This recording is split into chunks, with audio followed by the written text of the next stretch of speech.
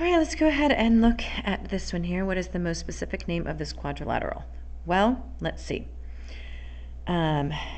Sure doesn't look like these are parallel, but let's just check it. 2, 3, 4, 5, 6, 7, 8, 9, 10, 11, 12. And 1, 2, 3, 4, 5. And 1, 2, 3, 4, 5, 6, 7, 8, 9, 10. And 2. So even though those are close to parallel, they are not. So definitely not, these are obviously not parallel because this is straight down and that isn't. So it's not any sort of parallelogram or trapezoid. So the only other choice that we would have would be to investigate to see if it might possibly be a kite.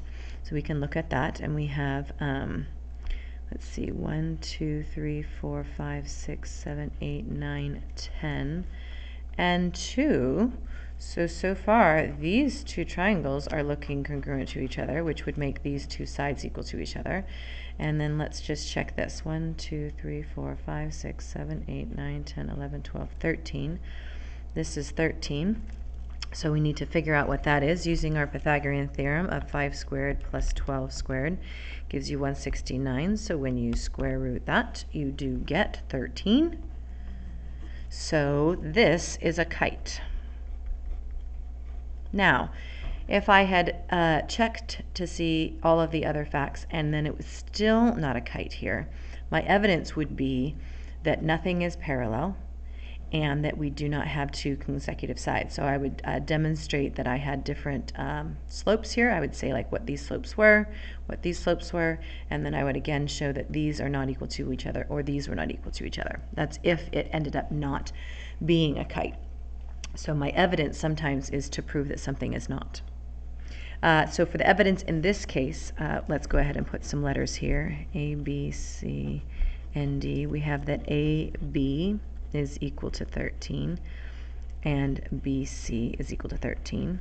And then we have AD is equal to what? 100 and square root 104. And also DC is equal to square root 104. So we have two sets of congruent consecutive sides. And that is the definition of a kite. So that's why we're showing that information. So you definitely need to know your definitions of your shapes. So then we're going to draw in our diagonals and prove that the diagonals are perpendicular to each other, and they should be. We know that about a kite, but we're going to demonstrate that that's true by using our graph.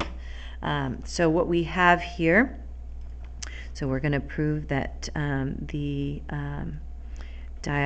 diagonals are going to be negative reciprocals of each other.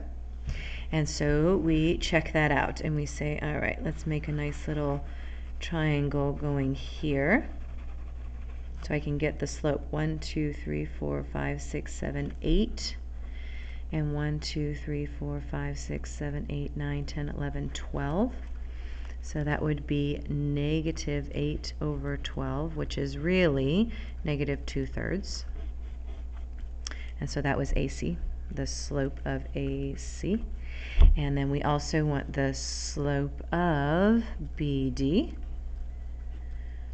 And so we're going to count that. This goes up and then over to here. So we have 1, 2, 3, 4, 5, 6, 7, 8, 9, 10. So it was 10 over. And then we have 1, 2, 3, 4, 5, 6, 7, 8, 9, 10, 11, 12, 13, 14, 15. That is positive, and that does reduce to 3 over 2. So there is our evidence that they are perpendicular, and that's how you would have to show that something is perpendicular, is showing their slopes.